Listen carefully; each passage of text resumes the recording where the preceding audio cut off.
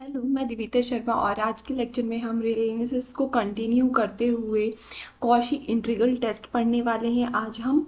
ठीक है, इससे पहले हमने पॉइंट सेट टोपोलॉजी कवर की हुई है, सीक्वेंस हमने पूरा कवर किया हुआ है, सीरीज़ के भी हमने DLMR test, ratio test, Raabe's test, logarithmic test, ये सारे टेस्ट कवर किए हुए हैं। प्लस सीरीज़ को हम कैसे convergent and divergent with the help of SOPS निकाल सकते हैं, वो भी हमने कवर किया हुआ है। तो लिंक आई बटन डिस्क्रिप्शन बॉक्स में मिल जाएगी पूरी प्लेलिस्ट की, वहाँ से आप सीक्वेंस में सारे लेक्चर देख सकते हैं।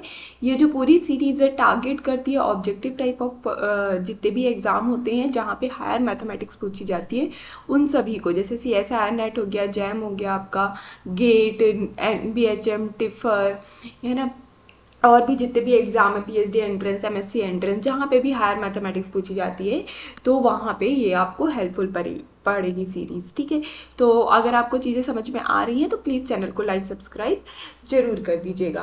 तो स्टार्ट करते हैं टॉपिक के साथ। तो कॉशी इंटीग्रल टेस्ट क्या होता है वो हम देख लेते हैं। ठीक है, तो कॉशी इंटीग्रल टेस्ट बेसिकली इसीलिए ही लग रहा है कि एक हमारे पास इम्प्रॉपर इंटीग्रल है, उस इम्प्रॉपर इंटीग्रल का हमको कन्वर्जेंस इन डाइवर्जेंस बताना है कि वो जो हमारा इम्प्रॉपर इंटीग्रल गिवन है वो कन्वर्ज है या डाइवर्ज कर रहा है। तो वो हम किसकी हेल्प से बताएंगे? With the help of series. तो देख लेते हैं कैसा है। फॉर जब भी x आप ग्रेटर देन 1 लेंगे तो हमारे पास एक fx फंक्शन होगा, जो फंक्शन कैसा होगा? नॉन नेगेटिव और कैसा होना चाहिए? मोनोटोनिकली स्पेशली डिक्रीजिंग होना चाहिए। तो अगर आपको इंटीग्रल के अंदर जो फंक्शन दिया हुआ है, जैसे ये दिया हुआ है, तो वो फंक्शन अगर कैसा है? For every x greater then 1 के लिए non negative and monotonically decreasing integral function है x में, और वो कुछ इस तरीके से है, हम x को अगर n से सब्स्टिट्यूट कर दें तो जो fn है वो हमारा un मतलब एक सीक्वेंस को फॉलो करता हुआ मिल जाना चाहिए फॉर ऑल पॉजिटिव n, जो कि ऑल पॉजिटिव इंटीजर n के लिए। तो मतलब हमने n एक नेचुरल नंबर ले लिया है, x को n से सब्स्टिट्यूट किया है, तो जो फंक्शन है वो एक तरीके का सीक्वेंस का जो पैटर्न है वो क्रिएट कर लेना चाहिए। ठीक है, अब वो जो सीक्वेंस है उससे हम क्या बना लेंगे? सीरीज बना लेंगे। तो समेशन un करके हमने एक सीरीज बना ली। अब वो जो सीरीज है वो कैसी है? अगर कन्वर्जेंट है तो जो हमारा इम्प्रॉपर इंटीग्रल है वो भी कन्वर्जेंट हो जाएगा। अगर सीरीज डाइवर्जेंट है तो हमारा इम्प्रॉपर इंटीग्रल भी डाइवर्जेंट हो जाएगा। तो सिंपल सा टेस्ट है। अगर आपको यहाँ पे ये दिया हो कि आप बताइए यहाँ पे 1 से लेके इन्फिनिटी पे 1/x dx कन्वर्ज करेगा या फिर डाइवर्ज करेगा, ये आपको क्वेश्चन है कि इन दोनों में से क्या होने वाला है। तो आप सबसे पहले fx को आइडेंटिफाई करेंगे। तो आपका जो fx है 1/x है। ठीक है, और फॉर एवरी पॉजिटिव x के लिए, for every positive greater than 1x के लिए fx कैसा है? आपका मोनोटोनिकली डिक्रीजिंग फंक्शन आ जाएगा। ठीक है, अब यहाँ पे क्या करना है? fx को fn से सब्स्टिट्यूट करना है, तो आपको 1/n मिलेगा जो कि एक सीक्वेंस का पैटर्न फॉलो कर रहा है, दैट मीन्स ये un हो गया। अब इस सीक्वेंस से बनने वाली सीरीज क्या होगी? समेशन 1/n हो जाएगी।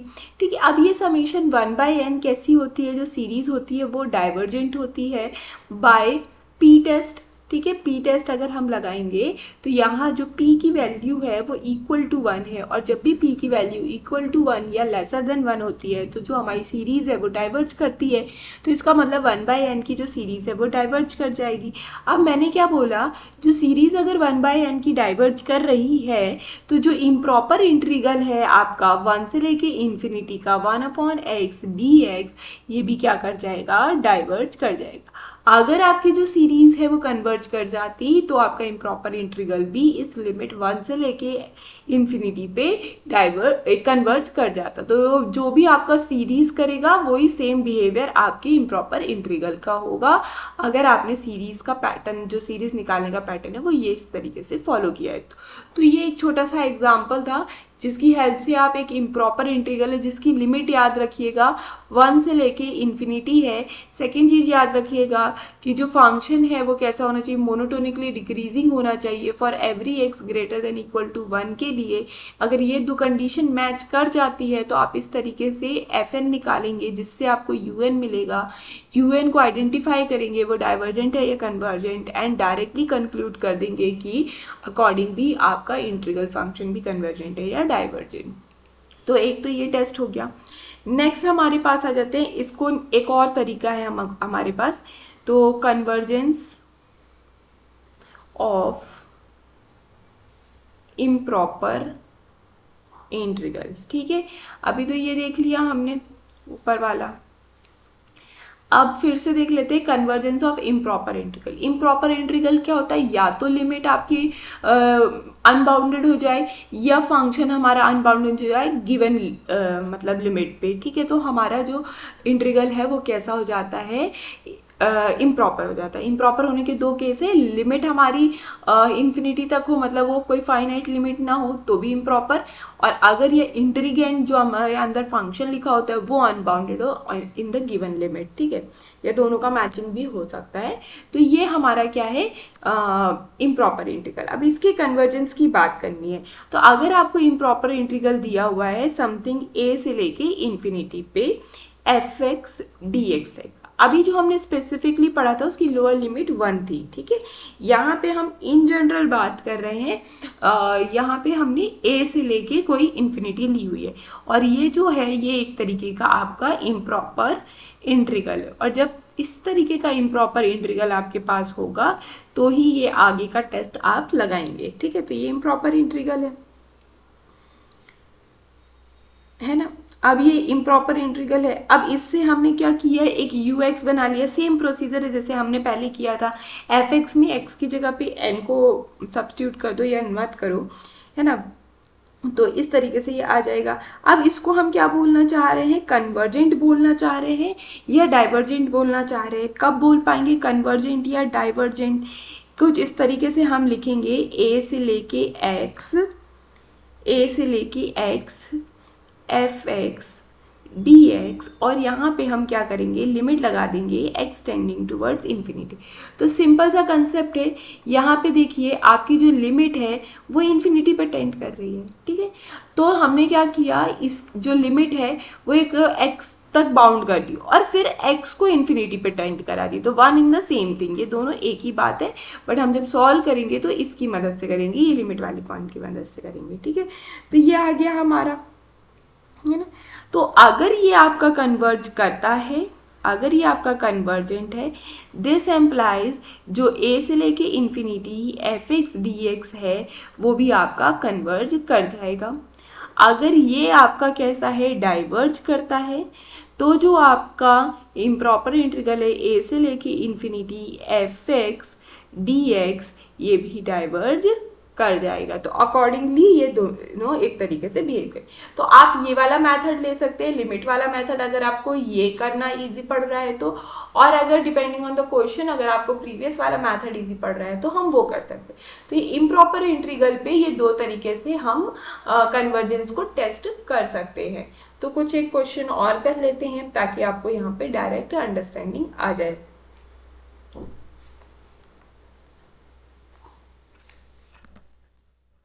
ठीक है, तो लेट हमको क्या दिया हुआ है यहाँ पे कि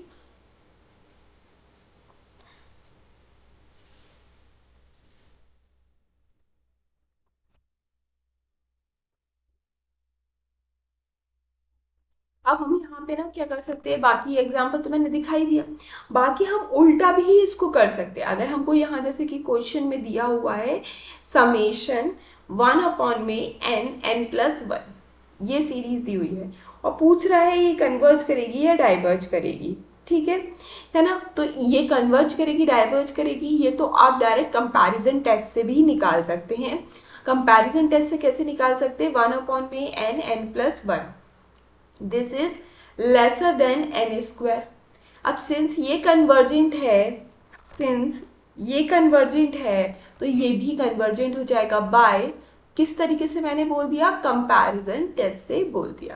ठीक है, तो ये पेपर में आप ये टेस्ट लगा के आइएगा, कोई इशू नहीं है क्योंकि हमको तो ऑप्शन टिक करने। बट मैं यहाँ पे आपको यूज ऑफ इम्प्रॉपर इंट्रीगल दिखाना चाह रही हूँ, इसलिए मैं यहाँ पे इम्प्रॉपर इंट्रीगल की हेल्प से इसको सॉल्व करके आपको बताऊंगी, ठीक है ना। तो यहाँ पे ये मत सोचिएगा कि यही एक मेथड है, इतना बड़ा मेथड करने की क्या ज़रूरत है। हम कंपैरिजन टेस्ट से भी पेपर में टिक लगा सकते हैं, बट इन केस कभी कोई ऐसा फंक्शन आ जाए जहाँ कंपैरिजन टेस्ट या बाकी टेस्ट नहीं अप्लाई हो रहे हैं और शायद ये कन्वर्जन टेस्ट अप्लाई हो जाए और वो थोड़ा इजी पड़ जाए, बट बहुत रेयर होता है ऐसा, बट हम सीख रहे हैं तो हम सब चीज़ सीखेंगे। तो यहाँ पे जो un है वो 1/n है आपका। इस un को आप क्या लिख सकते हैं, 1/n माइनस में 1/n+1 लिख सकते हैं आप यहाँ पे इस तरीके से इसको। अब जो un है वो आपका क्या बन जाएगा, f(x) बन जाएगा।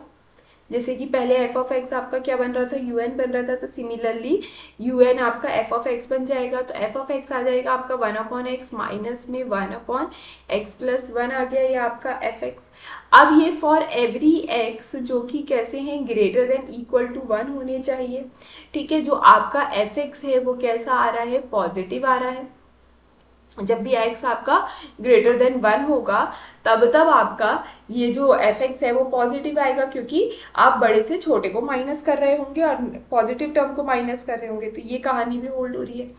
एंड जो fx है आपका वो मोनोटोनिकली डिक्रीजिंग भी आ रहा है, क्योंकि ये डिक्रीज होती हुई सीक्वेंस है for x greater than equal to 1 के लिए, तो ये मोनोटोनिक डिक्रीजिंग की भी कहानी होल्ड कर रहा है। तो सारी गिवन कंडीशंस को ये क्या कर रहा है, होल्ड कर रहा है। अब ये गिवन कंडीशन को होल्ड कर रहा है तो रिजल्ट को भी होल्ड करेगा, ठीक है। तो रिजल्ट को होल्ड करेगा तो हम क्या करेंगे, इसके आगे प्रोसीड करेंगे। तो इसके आगे हम एक आयन लिख लेते हैं जो कि इम्प्रॉपर इंट्रीगल है 1 से लेके n तक, और ये क्या लिखेंगे, fx dx लिख लेते हैं। अब यहाँ पे इक्वल टू लिखेंगे 1 से लेके n तक, fx की वैल्यू लिख लेते हैं 1/x माइनस 1/x+1 dx आ गया आपका, ठीक है।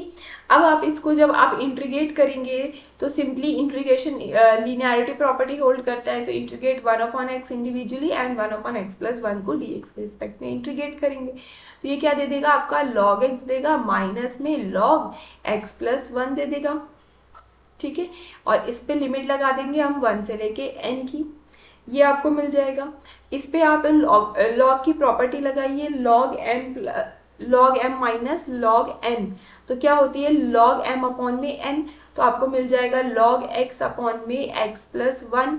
लिमिट आपकी अभी भी 1 से लेके n तक है। अब आप लिमिट लगा दीजिए तो आपको मिल जाएगा log n अपॉन में n+1 माइनस में log 1 अपॉन में 2, ये मिल जाएगा, ठीक है। यहाँ तक आ गए। ये आपका क्या हो गया, एक आयन मिल गया, मतलब आपने प्रॉपर इंटीग्रल को इस तरीके से कर लिया, ठीक है। अब आप क्या करेंगे, यहाँ पे जो आयन आपने लिया था, याद रखिए इसकी लिमिट क्या थी, n तक थी, बट हमको तो इन्फिनिटी तक निकालनी है। तो हम क्या करेंगे, limit n tends to infinity कर देंगे, किस पे, 1 से लेके n की लिमिट fx dx पे। इसका मतलब है कि जो लिमिट है n टेंड्स टू इन्फिनिटी करनी है हमको, कहाँ पे, आयन में, क्योंकि ये किसके इक्वल है, आयन के इक्वल है, ठीक है। तो हमने आयन पे लिमिट लगा दी। अब आयन की वैल्यू हम ऑलरेडी निकाल चुके हैं, that is log n upon में n+1 माइनस में log 1/2। इस पे हमको क्या करना है, लिमिट लगाना है n टेंड्स टू इन्फिनिटी की, ठीक है। तो हम यहाँ पे क्या करेंगे, इस पे लिमिट लगाएंगे तो ये आ जाएगा limit n tends to infinity, n यहाँ से कॉमन ले लेंगे, n कैंसिल कर देंगे तो 1 अपॉन में 1 प्लस 1 अपॉन में n मिल जाएगा, और माइनस में log 1/2 तो चल ही रहा है, ये तो कांस्टेंट वैल्यू, इससे कुछ भी टेंशन की बात नहीं है। अब इस पर लिमिट अप्लाई करेंगे तो आपको क्या मिल जाएगा, log 1 माइनस log 1/2 मिल जाएगा, ठीक है। अब जब आपने log 1 की वैल्यू 0 होती है तो आपको इन शॉर्ट मिल जाएगा माइनस log 1/2। माइनस log 1/2 क्या होता है, log 2 क्यों होता है, log 1 अपॉन में 2 की पावर में -1 विच इज इक्वल टू में log 2। तो इन शॉर्ट आपको यहाँ पे जो इंटीग्रल की वैल्यू है वो कोई एक फाइनाइट वैल्यू मिल गई। इसका मतलब है दिस एम्प्लाइज कि जो आपका इम्प्रॉपर इंटीग्रल था 1 से लेके infinity F x D x वो कैसा है, इज कन्वर्जेंट। अगर ये कन्वर्जेंट है तो इससे बनने वाली जो समेशन की सीरीज थी 1 अपॉन में n इंटू में n+1 वो भी कैसी हो जाएगी, कन्वर्जेंट हो जाएगी, क्योंकि हमारा इम्प्रॉपर इंटीग्रल कन्वर्जेंट है।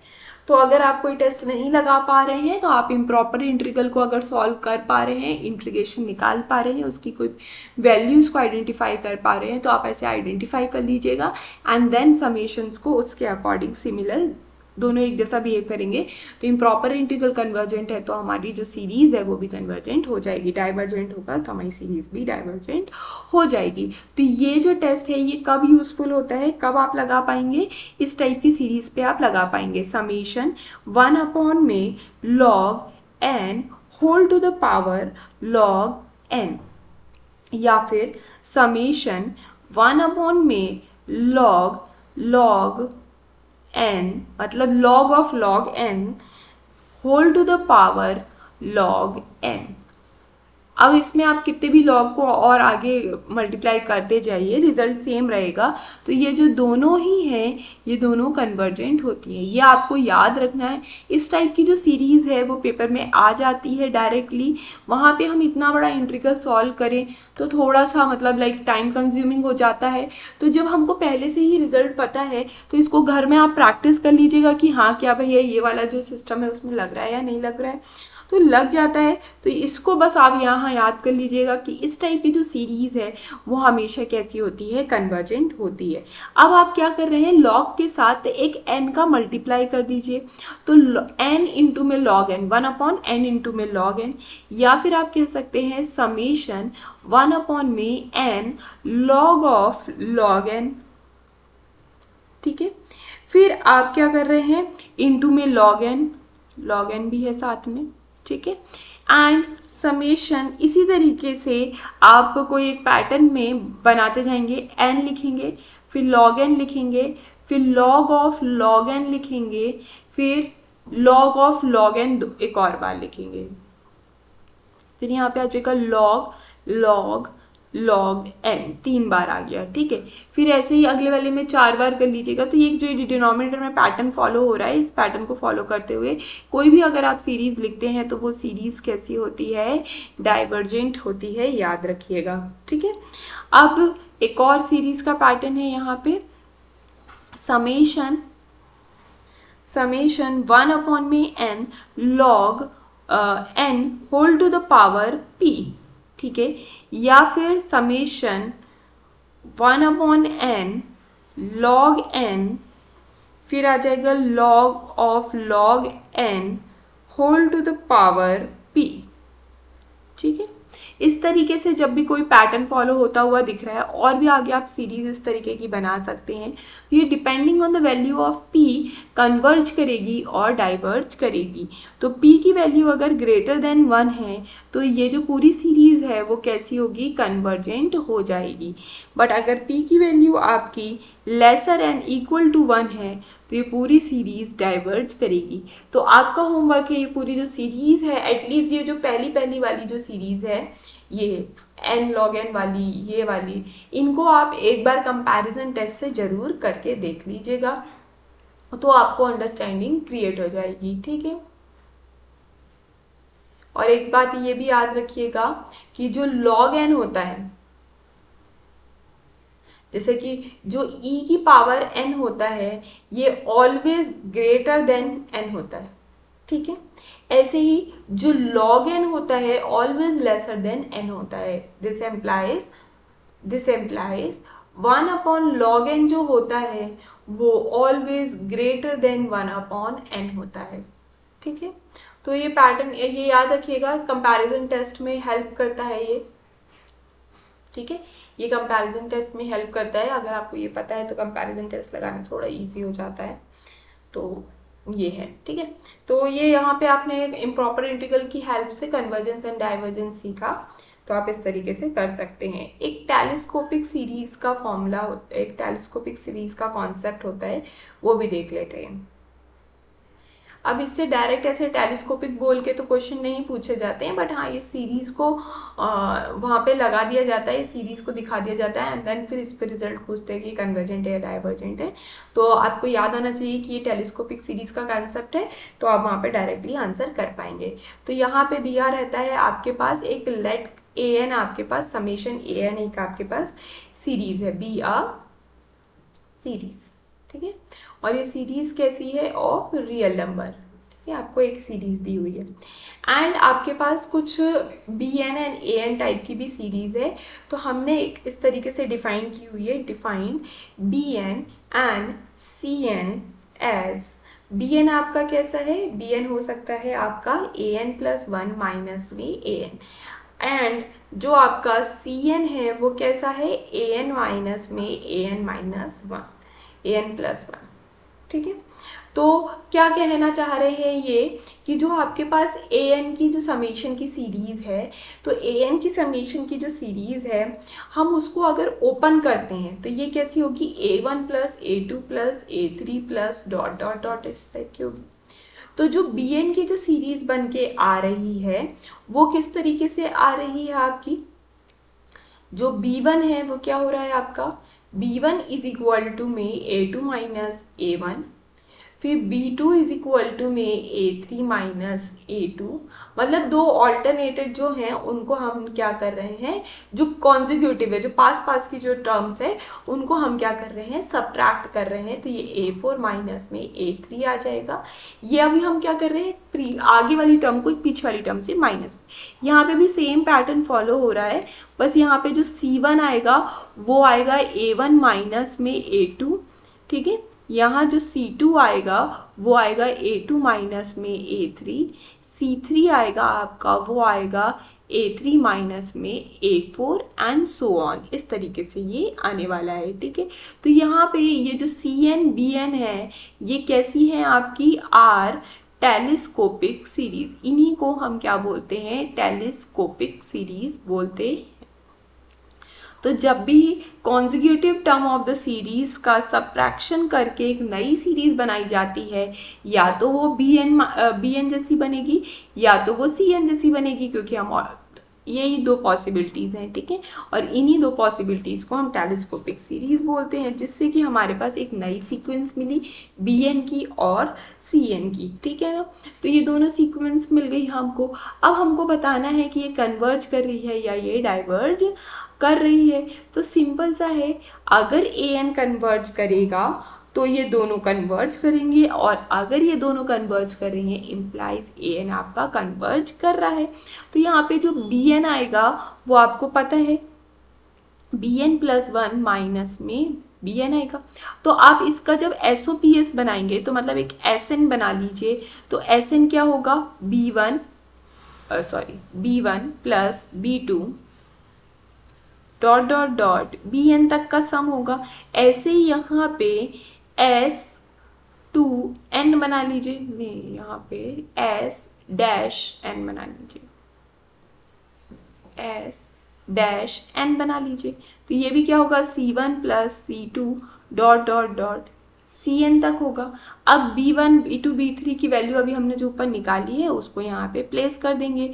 तो हमारा जो B1 है वो क्या आएगा? A2 माइनस में A1, B2 आएगा आपका A3 माइनस में A2 एंड सो ऑन। यहाँ पे क्या आ जाएगा आपका? Bn प्लस वन माइनस में Bn। तो आपको यहाँ दिख रहा है जो प्रीवियस वाली टर्म है वो कैंसिल होती जा रही है, ऐसे A3 यहाँ से कैंसिल हो जाएगा। ऐसे ही आपका जो प्रीवियस वाली टर्म, जो बड़ी वाली टर्म है वो ये तो कैंसिल होगा नहीं, ये ही कैंसिल हो जाएगा Bn वाला। तो आपका कुल मिला के क्या मिल रहा है? Bn की जगह An लिखना है, यहाँ पे A आएगा, है ना, A, ठीक है। तो ये जो है ये पूरा इस तरीके से कैंसिल हो रहा है, तो आपको यहाँ क्या मिल रहा है, an+1 माइनस में a1। अब a1 तो फिक्स वैल्यू है और an आपका डिपेंड कर गया। तो अब जब इस Sn पे आप लिमिट लगाएंगे n टेंड्स टू इन्फिनिटी की, तो ये क्या हो जाएगा, यहाँ लिमिट लग जाएगी, यहाँ पे भी लिमिट लग जाएगी n टेंड्स टू इन्फिनिटी की। तो a1 तो कांस्टेंट वैल्यू, तो इन शॉर्ट आप लिमिट किस पे लगा रहे हैं, an+1 पे, और यहाँ a1 तो इसी तरीके से लिखा आ जाएगा। ठीक है, तो अगर यहाँ पे an कन्वर्जेंट होगा तो l माइनस a1 आ जाएगा। अगर an आपका कैसा होगा, डाइवर्जेंट होगा, तो यहाँ इन्फिनिटी हो जाएगा। तो डिपेंडिंग ऑन इफ an का जो सीक्वेंस है वो कैसा है, इज कन्वर्जेंट। ठीक है, और इफ अगर an का जो सीक्वेंस है इज डाइवर्जेंट, तो ये जो आपका पूरा जो सीक्वेंस है वो भी डाइवर्जेंट हो जाएगा। Limit n tends to infinity Sn पे इन्फिनिटी पे मूव करने लगेगी, अदरवाइज एक फाइनाइट वैल्यू दे देगी। तो डिपेंडिंग ऑन an की वो कन्वर्जेंट है या डाइवर्जेंट है, टेलीस्कोपिक सीरीज भी कन्वर्ट डाइवर्जेंट होती है। सेम प्रोसेस आप ये Cn वाले पे करके देख सकते हैं एज अ होमवर्क। तो यहाँ पे मैं डायरेक्टली रिजल्ट लिख देती हूँ। हमने क्या कंक्लूड किया, टेलीस्कोपिक सीरीज, जैसे कि हमने यहाँ पे देखा bn which is an+1 minus में an, एंड हमने देखा cn which is an minus में an+1, both converge if and only if sequence of an converge। ठीक है, और both diverge if and only if sequence of an is diverge. तो simple सा result है, ये आप इस तरीके से कर सकते हैं। नेक्स्ट लेक्चर में हम लेबनीज टेस्ट करने वाले हैं, विच इज़ अ सिंगल इकलौता test for the alternating terms of series, जिसकी ऑल्टरनेटिंग टर्म होती है उन सीरीज का। फिर देन इसमें हम एब्सोल्यूट कन्वर्जेंस भी देखेंगे, लेबनीज के कुछ रिजल्ट्स हैं उनको भी डिस्कस करेंगे, एंड कंडीशनली कन्वर्जेंट भी देखेंगे। एक रीअरेंजमेंट टर्म करके भी हमारे पास एक टेस्ट होता है, उसको भी देखेंगे, वो काफ़ी यूज़फुल हो जाता है। एंड अगर हमारे पास टाइम बचेगा या हमारा लेक्चर लेंदी नहीं हो रहा होगा तो हम कुछ क्वेश्चन भी सॉल्व करेंगे, otherwise question next to next lecture में कवर करेंगे। तो होप आपको चीज़ें समझ में आ रही हैं, आपका यहाँ तक सीरीज तक सब चीज़ें अच्छे से कवर हो रही हैं। इन सीरीज से रिलेटेड क्वेश्चन आपको पूछे जाते हैं पेपर में। सीक्वेंस से रिलेटेड मैं नहीं कहूँगी कि इतने क्वेश्चन अब पूछे जा रहे हैं, पहले प्रीवियस ईयर में पूछे जाते थे। अब जो थोड़े से जैसे MSc लेवल का एंट्रेंस एग्ज़ाम है, PhD अगर कोई मतलब नॉर्मल सी यूनिवर्सिटी का एंट्रेंस एग्ज़ाम है, तो वहाँ पे फिर भी आपको सीक्वेंस से रिलेटेड कुछ क्वेश्चन देखने को मिल जाएंगे। अदरवाइज कोई जैसे कि थोड़ा सा डिफ़िकल्ट एग्ज़ाम है, थोड़ा हायर लेवल का एग्ज़ाम है, नेशनल लेवल का एग्ज़ाम है, तो वहाँ पे अब सीक्वेंस से रिलेटेड तो नहीं पूछा जा रहा है, सीरीज से रिलेटेड हाँ नो डाउट पूछा जाता है। एंड जो सीक्वेंस से रिलेटेड है वो आपको आगे सेवरल फंक्शन की सीक्वेंस पूछी जाती है, नॉर्मल रियल नंबर की सीक्वेंस आपको अब नहीं पूछी जा रही है कोई भी एग्जाम में। बट हाँ, आपको अंडरस्टैंडिंग आनी चाहिए, तभी आप आगे कुछ कर पाएंगे। तो इसीलिए अभी तक का ये पूरा इंपॉर्टेंट सेशन था जो कि आपका एक बेस बना रहा था। सीरीज खुद में एक इम्पॉर्टेंट टॉपिक है as a exam point of view, तो वो भी बहुत इंपॉर्टेंट चीज़ हो गई आपके लिए। नेक्स्ट हम ये जब जैसे ही टॉपिक कवर हो जाएगा तो इसके बाद हम फंक्शन ऑफ मतलब सीक्वेंस ऑफ अ फंक्शन पे चले जाएंगे, तो वो वहाँ पे हम डिस्कस करेंगे। तो चीज़ें अगर आपको समझ में आ रही हैं, अच्छा लग रहा है, तो प्लीज़ चैनल को लाइक सब्सक्राइब कर दीजिएगा, वीडियो को भी शेयर कीजिएगा जितना अपने फ्रेंड के साथ कर सकते हैं, ताकि उनके भी डाउट्स क्लियर हो जाएं। तो थैंक यू फॉर वॉचिंग।